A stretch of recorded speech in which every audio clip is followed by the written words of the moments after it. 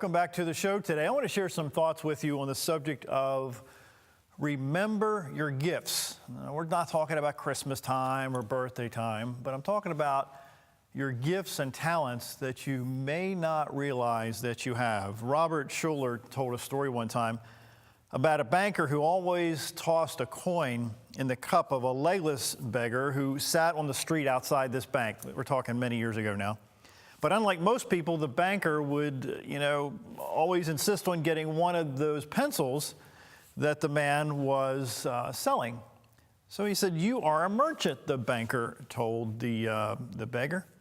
"And I always expect to receive good value from merchants I do business with." So one day, the legless man was not on the sidewalk. Time passed, and the banker forgot about him until he walked into a public building, and there he was, sat the beggar behind a desk. He was obviously the owner now of his own small business, and he was very successful. "I've always hoped you might come by someday," the man said. "You are largely responsible for me being here. You kept telling me that I was a merchant, and I started to think of myself that way." So instead of the beggar receiving gifts, he became a merchant, and he was able to succeed in life because somebody saw a talent. Somebody saw giftedness in him. In the Bible, in the book of Hebrews, it says, "Let us consider one another," and one text says to provoke good gifts out of people, or another way to say it is this: in response to all he has done for us, let us outdo each other in being helpful and kind to each other and doing good deeds and doing good things for other people. I've learned over the years that one of the greatest rewards that you and I can get is to do something for someone else without any expectation of anything in return. Because I think most people in life, they expect to get something in return. It might look like an exchange of some type. But when you give just for the sake of giving, it totally changes how you look at life. In the New Testament, in the book of Luke, we typically share this story around the Christmas season. But let me just share a piece of a story that I think will illustrate this in a different way. In Luke chapter 1, it says this: "The following month, God sent the angel Gabriel to Nazareth, a village in Galilee, to a virgin, Mary, engaged to be married to a man named Joseph, a descendant of King David. So Gabriel," the story says, "appeared to her and said, 'Congratulations, favored lady, the Lord is with you.' So she was confused and disturbed," the story says, and Mary tried to think about what this angel was really talking about. "Don't be frightened, Mary," the angel told her, "for God has decided to wonderfully bless you. Very soon now you'll become pregnant and have a baby boy, and you're to name him Jesus. He shall be very great, and he shall be called the Son of God. And the Lord God shall give him the throne of his ancestor David, and he shall reign over Israel forever, and his kingdom will never, ever end." But, Mary got a little bit confused, understandably. She asked the angel, "How can I become pregnant and have a baby if I'm still a virgin?" The science didn't work in her mind, nor should it. So in verse 35, it says, "The angel replied," quote, "The Holy Spirit shall come upon you, and the power of God shall overshadow you, so the baby born to you will be utterly holy," this paraphrase says, "the Son of God. Furthermore, 6 months ago, your Aunt Elizabeth, the barren one," her aunt could not have children, even through her entire marriage. "They called her, and she became pregnant." So it skips down to verse 38. "So then Mary said this," she says, "I am the Lord's servant, and I'm willing to do whatever he wants. May everything you said to me come true." And the angel disappeared. Now, I'm not suggesting that that's going to happen to you if you're a lady watching this show. But I am suggesting to you that sometimes gifts, or maybe the opportunities to embrace gifts, come to us in a way that maybe we haven't imagined, or certainly we haven't planned. How many times hasn't that happened to you? In fact, Rick Warren said one time, "People are always more encouraged when we share how God's grace helped them in weakness than when we brag about our strengths." So Mary was in a situation, in fact, some scholars say that she was a teenager at the time, which was not that uncommon for teenagers to marry, but she understood that her gift was nothing she had earned. I wonder how many times you and I have an opportunity to share gifts with people that maybe they haven't earned it, or maybe they don't deserve it, just because we want to share gifts. So often people forget the gifts that others have given them. So, a few years back, my mother received a heart transplant from a young lady in her 20s. And if you look at her walking down the street or in a store or in an office setting, you would never know that beating in her chest was and is a gift from someone else. And I really often think that sometimes you and I forget to remember the gifts that we've been given over the years, that the good things that people have done for us when they didn't have to do it at all. They didn't have to invest in us. And we, because of time, because we get used to those gifts, we forget about them and we forget to appreciate them because we don't know the sacrifice that those who gave us the gifts had to go through in order to get us those gifts. Again, I'm asking you today to value the gifts and to appreciate the gifts that other people have sacrificed to give you. Sometimes I do forget. I have to be quite blunt with you. I do forget that my mother's heart is a gift because I see her from time to time, and you know, there's no outward sign that she has a gift beating in her chest, but that's exactly what it is, a gift beating in her chest. So sometimes we forget that as we go through life, you know, we get dissatisfied with the gifts that we have today. I can only speak as a guy because I am a guy, obviously, but guys want to have, at least many guys, not all guys, but some guys want to have more things. They want to have a bigger house or a better car or a better paying job or anything that's more of what you have now. Most of us guys are never satisfied. And when dissatisfaction happens, what happens? You forget the gift that you have. You forget the blessings that you have. You forget the sacrifices that other people have made for you and through you because you didn't pay that price. How many times, let me say it a different way, how many times have you given a gift to somebody who did not appreciate it, who devalued it, who didn't honor it, and who just cast it aside? Now, how many times has that not happened to you, that you did not realize the price and the time and the effort that it took for somebody to do what they did? I mean, there's countless stories of things you've gone through, and certainly I've gone through, that you have forgotten all the pain and all the agony that people have gone through to get you where you are today. You say, John, you know, I'm not really where I want to be or where I need to be. But you are where you are because of other people. Maybe it was a teacher, maybe it was a former coworker, maybe it was an employer, maybe it was a spouse, maybe it was a neighbor that consistently invested in you in some way so that you wouldn't give up and quit. Those are gifts. No, you can't take them to the bank, but you can take them to your mental bank where they helped you in such a very important way. Andy Stanley said one time, he says, we want respect and recognition for what we've accomplished. You want to win. No matter how many times you win, guess what? You want more. You want to grow.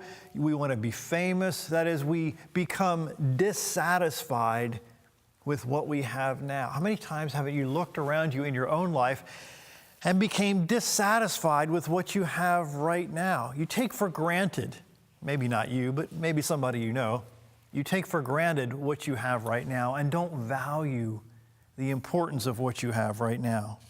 Over in the New Testament, a gentleman named Paul said this. He said that godliness with contentment is great gain, meaning that to be content with what you have and not whine about what you don't have, it's right up there to being where you really need to be mentally and spiritually. There's a There's a story in the Old Testament, in Genesis chapter 25. It was written and told, and it happened several thousand years back. But it was a story about Jacob and Esau. And in that culture at that time, in that part of the world, the firstborn son was the one that would inherit most of the father's wealth at that time. So they had two sons, Jacob and Esau. Well, Esau was an outdoorsman. He was a hunter, and he liked the outdoors. He would rarely ever be home. And then there was Jacob. And Jacob was kind of a homebody, it seems, based on parts of the scriptures that are easily read. So one day, now Esau was the older, just to make sure that's clear. Esau was the older. So Esau was out hunting one day. He was out all day, a long time. Came back home, and he was starving. And the younger brother, Jacob, he was fixing some stew. I think the actual text calls it porridge or something like that. So Esau said, "Give me some of that food. I'm starving." So Jacob, he was a conniving kind of guy. He was kind of a trickster. He was a manipulator, and he told Esau, "Look, you're not getting any of the food I prepared until you agree to switch places in the hierarchy. That is, when Daddy passes, I'm the one who gets the bulk of the inheritance." You know what happened?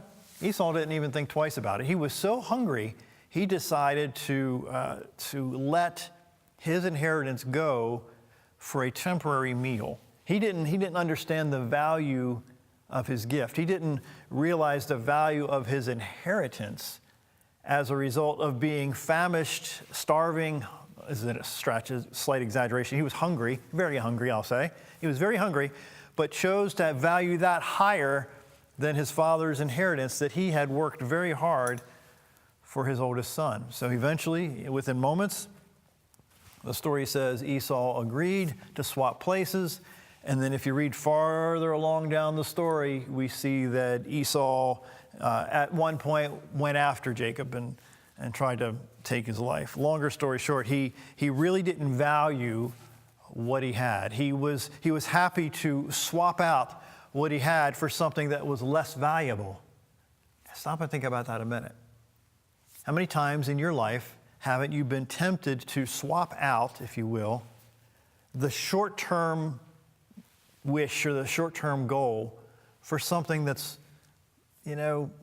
more important, meaning that you had all this here, but you're willing to settle for this? How many times haven't you been out looking for a car or a home or an apartment or a job? I've done it. I can remember back in 1987, I was applying for a position and I needed work. And I agreed at a certain pay scale. I believe it was $6.85 an hour way back when. And after they hired me, I did well. And roughly a year and a half into the employment, I was talking to a guy named David, a coworker, and he told me pretty bluntly that I undersold myself. I didn't value my gift, so I took less pay than what I was worth at the time. And that story really stuck with me over all these years, because sometimes you and I have that tendency to devalue or think less of ourselves than what we need to because other people think less of us, you or me, than what we allow them to. And I think that's something that we need to think about more often. Again, we go back to this story of Esau and Jacob. Jacob saw an opportunity to get his brother. He saw an opportunity to net a much greater return for swapping out just a bowl of stew or porridge or lunch or dinner or whatever he was fixing. He saw an opportunity to, I'll be blunt, take advantage of his brother. I think that's wrong. In fact, I know that's wrong. It's unethical. But Esau knew what he was doing. He knew that maybe he didn't care about Dad's wealth. Maybe it wasn't important to him because he was an outdoorsman. He wasn't going to need that anyway in his own mind. So he didn't think it was that much of a big deal. But Jacob, you see, he saw what the wealth could really do for him. So how many times haven't you and I done the exact same thing? Who would trade their future for something as as invaluable, or less valuable, I should say, as a bowl of stew? Well, he did. And I think there's times when, maybe not you, certainly not you, but people that you know have devalued their reputation by taking steps that really devalue who they are.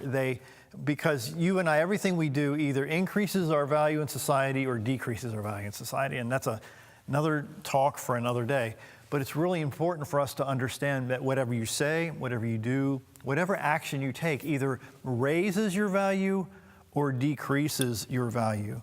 So every now and again, you and I are going to be offered some stew, in quotes, and for your gift as a trade. So what are you going to do when that happens? What are you going to do when somebody offers you something that's far less than what you're capable of?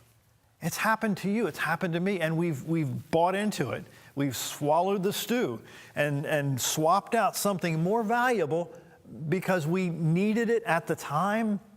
Instead of thinking long term, we think in the short term, and then we take steps and processes and we take risks in ways that are not very wise because of the short term return instead of the long term return. So think about that. Now, our brain lies to us and I think sometimes enlarges the thing or the person who is that stew in our lives. I can remember so many times when I've been in business relationships or other types of relationships where what the person's offering seems to be so much bigger until I got older and I realized, what I have right now is far greater and far bigger than what that person's trying to tempt me on, that's trying to tease me with this bowl of stew, whatever the stew is at the moment, when if you stop and think about what you have right now is worth so much more than what you're being tempted or being asked to trade. I can remember in high school. Was it high school? Yes, high school. There was a gym teacher who collected baseball cards. And at the time, I was a big baseball card collector. And I just wanted the relationship of the gym teacher because it's a long story behind that. But anyway, I wanted this relationship and this friendship to build. So I would bring my baseball cards to gym class, and after school, we would talk about baseball cards and swap baseball cards. And looking back, he had so much more knowledge than I did about baseball cards. But I can remember so many times in different conversations, he would tell me, don't trade this or don't get rid of this. Put this in plastic, which suggested to me that he could have easily preyed on my ignorance and saw the value in certain cards that I had that he could have bought for pennies on the dollar or traded for ridiculous, a rate of return, meaning that I would have been taken advantage of. But he saw an opportunity to teach me the value of the cards that I had. So he invested in me. He showed me what I had was worth more, than what I thought I had. And that's the kind of people that you need in your life, because there's people around you that will do their darndest to take advantage of you. They will do their darndest to shortcut you. They'll do their darndest to really take everything you have instead of bringing everything they have and placing it on the table for your benefit. I'm asking you today to choose your friends much more wisely than you ever have, because they can either make you or they can break you. Esau didn't value his gift. Think about that. Esau didn't value his gift. So what is your bowl of stew that you've been thinking about trading for your gift? For some, it's a relationship that's out of bounds for a pot of stew. I mean, I'm thinking about. Let me just share it, and if you take it the wrong way, so be it. But these days online, especially on Facebook, you have, if you're a guy, you have these people that are trying to make friends with you, friends in quotes, the bowl of stew, right? And they're female. Some of them are in their profile pictures, they're, scantily clad. Well, to a guy that's comfortable with his relationship, with his marriage, it's an instant delete, right? Because I know what I have. Now, not to say that my wife is my property. I'm not suggesting that. I'm suggesting, why do I want a pot of stew over here when I have an inheritance over here that's worth so much more. So I get probably 6 to 10 of those a day at times. So it's delete, delete, delete, delete, because you can tell, at least if you've been online for a long enough time, you can tell, what person is trying to get you to take something less than the bowl of stew and trade it for an inheritance that's worth so much more. I wonder how many times you and I have to think about the times in our lives, and you've done it, I know, that you have traded something less than what you deserve because you wanted it at the moment. You got to think about that, because that sense of urgency can drive you to choices that are not very healthy.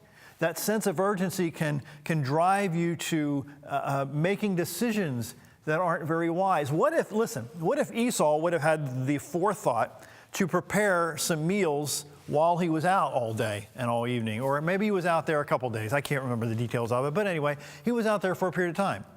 What if he would have prepared ahead of time to understand that he was going to get hungry later? So why not prepare on the front end so that somebody doesn't come on the back end and try to take advantage of his weakness?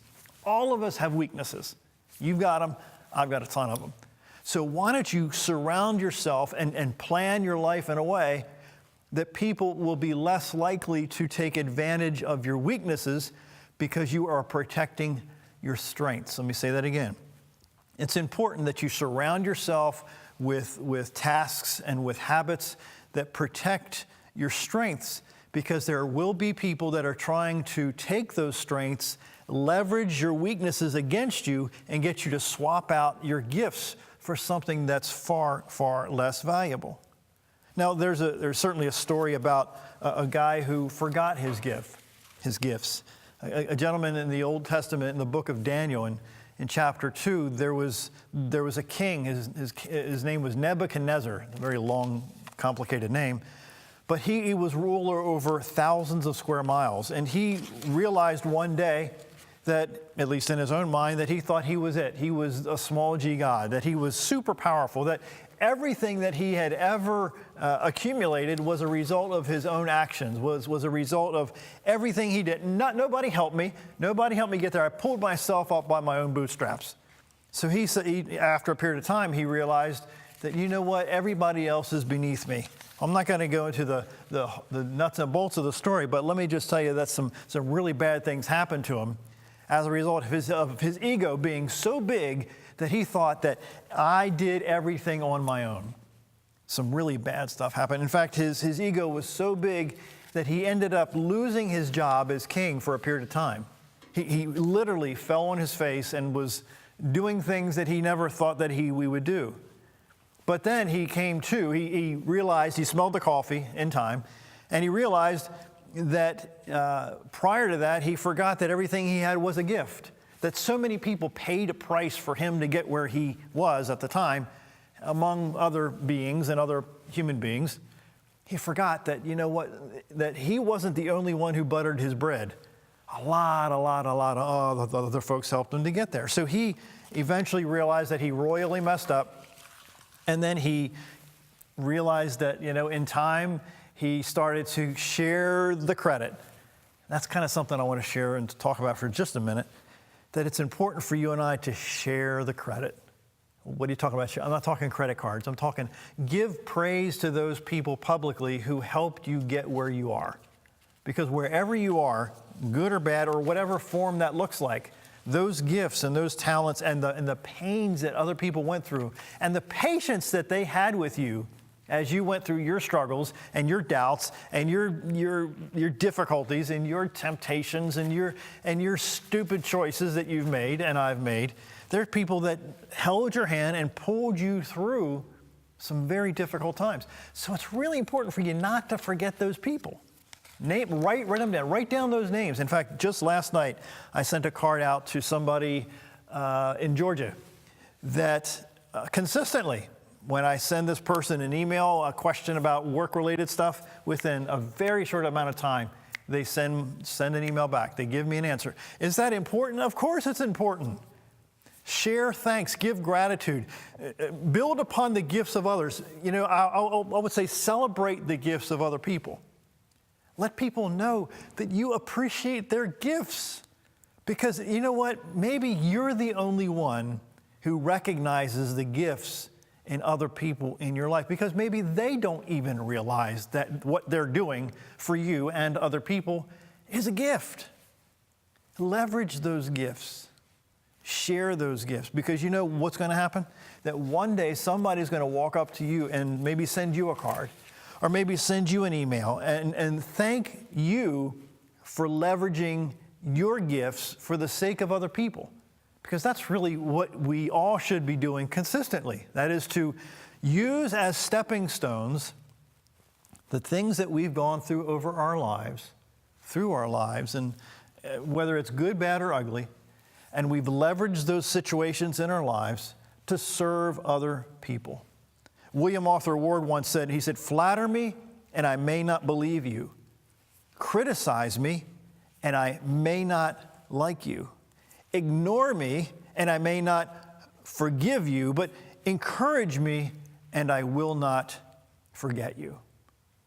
So today I want you to remember your gifts, remember the gifts of other people, and celebrate those gifts.